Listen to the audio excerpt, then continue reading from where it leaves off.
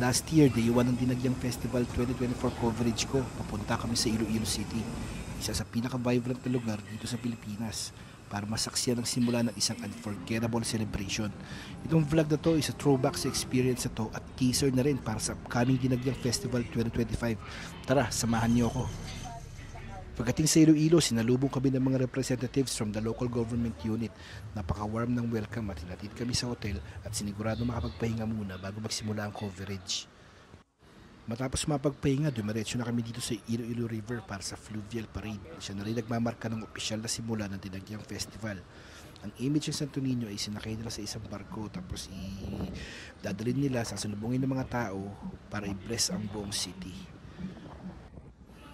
Nakapwesto na kami, hinihintay na namin yung pagdating ng barko at habang naghihintay, pumwesto na rin yung mga kasama sa parada, yung mga deboto, kasama nila yung mga anak nila. Meron sila mga dalang mga Santo Niño habang hinihintay yung pagdating ng image ng Santo Niño. Napaka-spiritual at moving ng mga moments na ganito. Ang fluvial parade ay simbolo ng blessings ng Santo Niño at isang paraan para pagsamasamahin ang buong community in faith and celebration.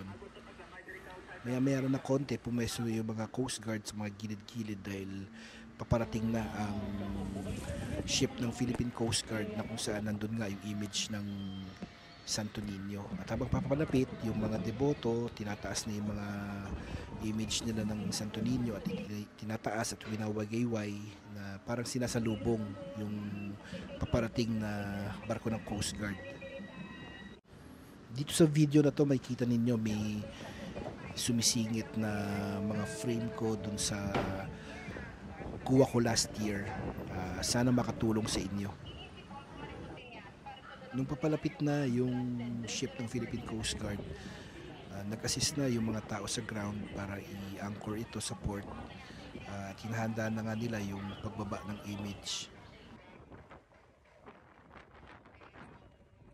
Meron akong dalang drone nung time na to pero napansin ko na masyadong malakas yung hangin tsaka medyo maitim yung langit.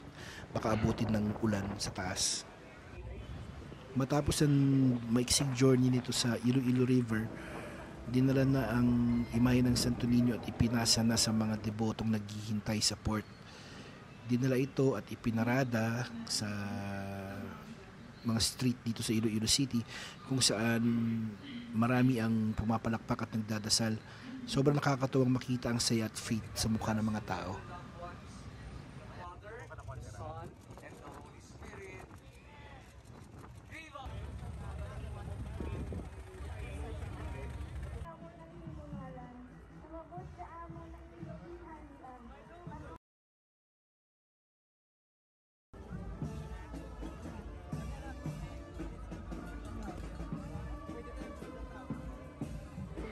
Pagsapit ng gabi, nagpunta na kami dun sa isang location na kung saan magaganap yung isang street dancing.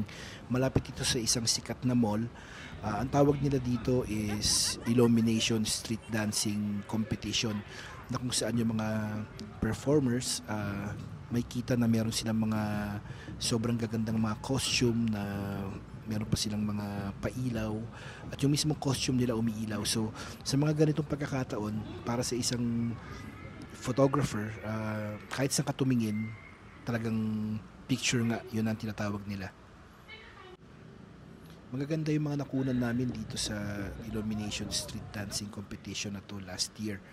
At sana nga, yun iniisip namin na itong 2025, mas maganda pa para mas maayos at mas maganda pa yung mapoproduce namin mga pictures. Last year, tinapos namin yung parada hanggang doon sa huling float para mas marami kami pagkakataon para kumuha ng larawan. Ganoon din yung gagawin namin next week pag nagsimula na ulit yung ganitong coverage. Tatapusin din namin para mas marami kami pagkakataon. At yun, ito pa lang yung day 1 ng experience namin last year. Sa susunod na upload ko, yung day 2 naman. Siyempre, patapos ang isang nakakapagod na coverage, alam nyo na kung saan kami nagpunta. Bukas abangan ninyo yung day 2.